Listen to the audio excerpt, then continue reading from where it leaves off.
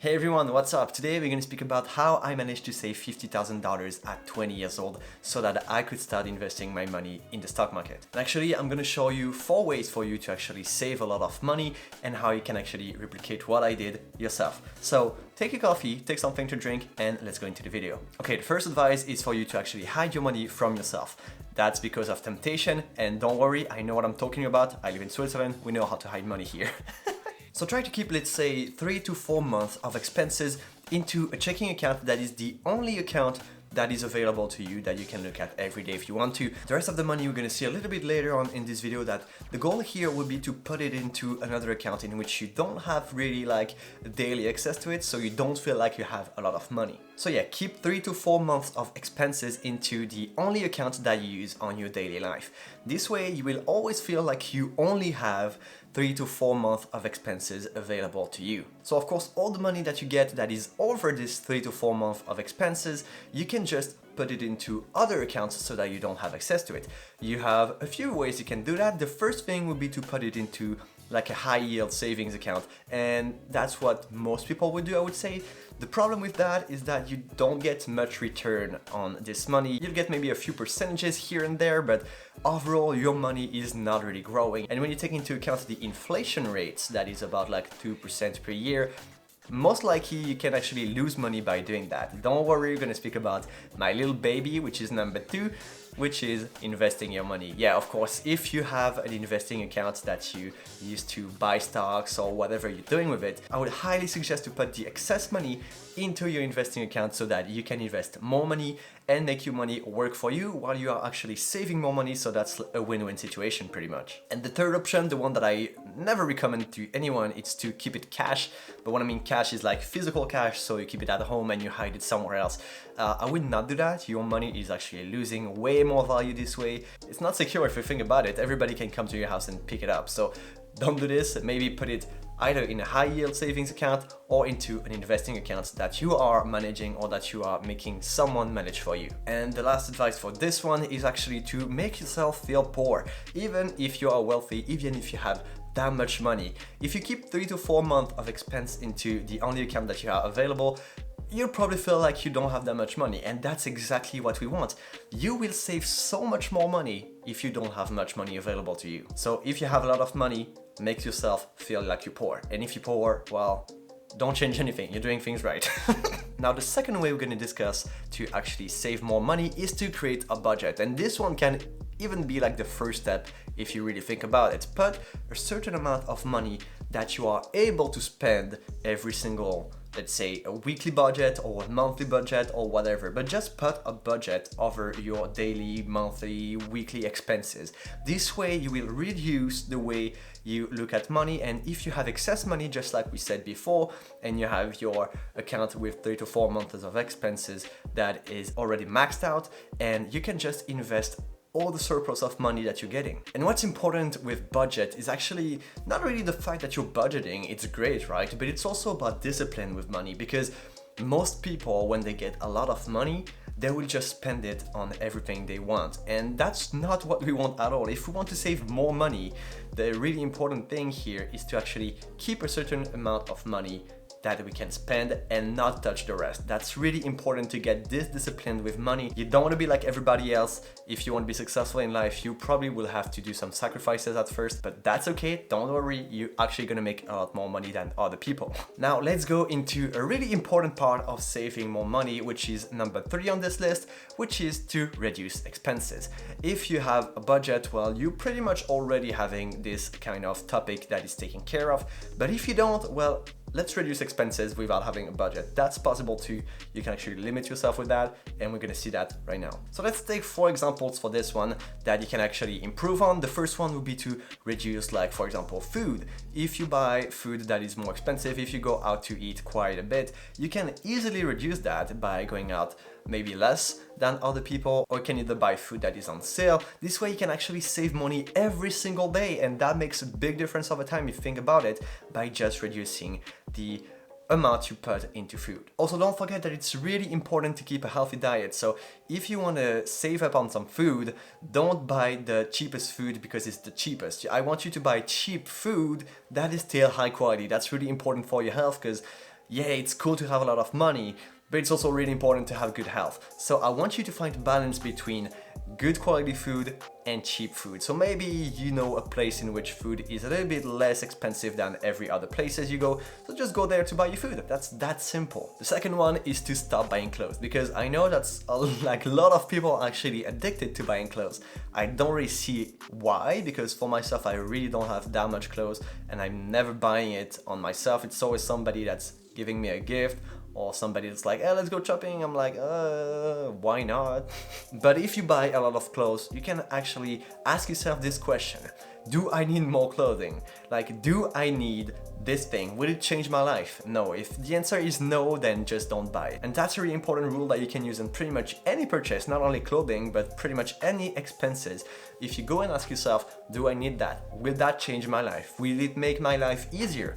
If the answer is yes, then maybe you can consider buying it. If the answer is no, and for clothing, most of the time, it's not changing your life, right? This t-shirt or this t-shirt won't make a difference, maybe the style of it, but that's not important. If you feel comfortable in what you are wearing, don't buy more clothing. That's that easy. And now this one is really, really important, and that can make a huge difference in your life. It's actually to live somewhere cheap. And when I say somewhere cheap, I don't mean living on the streets, because that's the cheapest option, but that's not what we want, right? So what I want you to do is actually, maybe if you are young and you go to university, for example, you can have roommates in which you can have like an apartment together. This way you are reducing by quite a bit your expenses just on rent. Or the other way, and probably the most effective one, is to live with your parents. If you can live with your parents without feeling like a discomfort, without feeling like you deserve better and all that, well, that's a really good idea to actually stay with them. I'm 21, I live with my parents, and I'm planning to stay with them for quite a bit of years right now. I'm still in university, I'm not making money like at a job or something, so I really plan on staying with my parents for at least like a few years. This way you don't have to pay any rent at all, which is it's like the best thing you can do for housing pretty much. Or if you really want to be independent and have your own apartment or house, well, first of all, I would recommend for everybody to first buy an apartment, and only when you have a lot of money, a lot of cash flow especially, to buy a house. But if you are wealthy enough to have an apartment, don't pick the most expensive one, okay? Pick an apartment that is the right size for you, that has everything you need, and don't overspend on that. That's really important. Always ask yourself, do I need more? Do I need more? No, you don't. And if the answer is I don't need more, then don't go for something bigger. And the last point that I wanted to speak about reducing your expenses, is actually sort of a more general one, is just to stop over consuming stuff. I know, it sounds super general, but I want you really to implement what I just said to you before. Ask yourself for every single purchase, do I need that? Will that improve my life? And if the answer is no, well, don't even think about it. Of course, you can still treat yourself, right? But what I like to do is to treat myself when I made some money. If I made money, I'm like, maybe I can spend a little bit on myself. Otherwise, I would not do that. And that's also something that you can relate to buying assets and liabilities, or how people like to call it, guns and butter. Guns are things that you buy that will actually make your life easier and that will make you money back. Butter, on the other hand, is all the things that you buy that will lose value over time, that you will lose interest into it, or that will not make your life easier in any form. And I really want you to ask you this question every single time you're purchasing something. Is it a gun or is it butter? And if it's butter, don't buy it, except if you want to treat yourself from time to time. Most of the time, buy guns. And I don't mean weapons, okay? YouTube, don't demonetize this channel, please. Okay, so we spoke about creating a budget. We spoke about hiding your money so that you are not tempted to actually spend it. And now we actually spoke about not spending that much money. What is the last point? You all know it. Increase your income. Of course, let's think about it. If you can save the same amount of money each week or each month by creating a budget, for example, but your income is going up, then of course you are saving more money over time. And the trap that I don't want you to fall in is actually that most people, what they do is that when they get more income, they take more expenses. And that's something that's really, really bad for your health, because it means that you're never really growing if you think about it. You never have more money for yourself, since you are always spending more when you get more money to use. So I want you to think about it. If you earn more money, just keep your expenses at the same level and then your wealth will increase. So what are the ways that you can actually increase your income? Because that's not as easy as it seems, right? Well, actually, there are a few ways that are really easy to implement, like the first one, which is my little baby on this channel, and that's investing. Investing is really not that hard. If you think about it, you can invest in such passive stocks, stuff that are just, you don't have to manage it pretty much. Like if you think about an index funds are super diversified, super safe, and that have like pretty stable return year over year. So the way you can do this actually, even if you don't know anything about investing, is look at what's called an ETF. And an ETF is an exchange traded fund.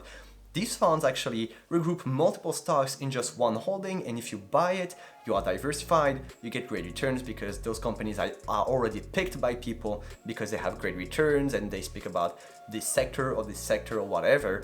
And if you think about this sector in the future will be big, for example, like a tech sector ETF, for example, there's QQQ for that, you can invest into it, put your money here, never look at it again, and they will grow over time. And what's important with investing is that you're actually making your money work for you and you don't have any more to work for your money that much. So if you keep investing, as I said before, remember, if you make more money, keep your expenses at the same, and the extra money that you're gaining, you can just invest it, and that will make you even more money over time, and that's like a snowball effect pretty much. So really important, if you want to increase your income, start investing right now. That's that easy. Now, the second way you can actually increase your wealth and increase your income is by creating passive income streams. And I know passive income is kind of a buzzword that a lot of people uses, and it seems really complicated, but don't worry, I actually started making passive income like a year ago, and that was really not that hard. For example, what you can do, even with investing, you can create passive income, not with the value of a stock going up, but with a stock paying what's called a dividend. And if you don't know anything about dividends, I got a lot of videos on my channel, but the way it works is that you invest into a company that pays a dividend, and a dividend is a percentage of the profit of the company that they will give you in return for holding their shares. For example, Apple pays a dividend, Microsoft pays a dividend, AT&T pays a dividend, and all these companies, if you invest into them every single quarter, most of the time it's paid quarterly, they will pay you back with cash payments. So this is a way to create passive income. You're actually getting paid while sleeping. I know this is a buzzword and buzz phrase and all that, not BuzzFeed, but that's actually really easy to use, really easy to create passive income with them. Now, if you're interested into making passive income, I got a few videos on the channel, so if you are really interested, go and check them out. It's really important for you to start making passive income as soon as you can. Now, the third way for you actually to increase your income is to learn how to negotiate. What's important about negotiating is that, for example, when you spend a big amount of money, let's say on buying a property, that's like a huge expense that you're having. Well, you can actually learn to negotiate to save some money on this deal. I should maybe have included that into reducing expenses, because negotiating most of the time you're saving money on the deal, you're not making more money from it. But you know what I mean, it's okay, there's no order in this video. So yeah, if you can actually negotiate a big deal, a big amount of money, and bring it to a lower price, you are saving a lot of money on this. And that's really important. I want you guys to learn how to negotiate. That will be super helpful in your life in many scenarios. So I want you to think about it. And the last way actually to make more income is to start a side hustle. Even if you have a main job and you feel like you don't have really a lot of time in a day, you can always find time somewhere else. So for example, if you play 2 hours per day video games when you finish working, well, you can actually cut that in half. Let's just say you can still play video games, right? But only an hour, not 2. Then you get 1 hour per day in which you can work on creating a side hustle. Side hustles are really not that hard. You can create pretty basic businesses with that. For example, I have a video that you can go and check out right here that is about how to start making $100 online starting from zero. So that's a way actually for you to start making money without any expenses up front, which is really important in my opinion, because most people, when they are watching videos about this kind of subject, they don't have money to put into a business. So if you have no money, you can go and watch this video. That's really easy to start. But yeah, if you have any time on your hand, and if you don't have time, find time that you can use in which you can start a side hustle, start making some side money, so that at the end of the day you have more income. Now, if you guys are interested into this kind of content, go and check out this video that will help you out with making more money, or you can go and even watch this video. Why not, right? Why not? And you can also subscribe to the channel. That will support me so much. Thank you for everybody that subscribed to the channel, and I'll see you guys in the next video. Bye bye.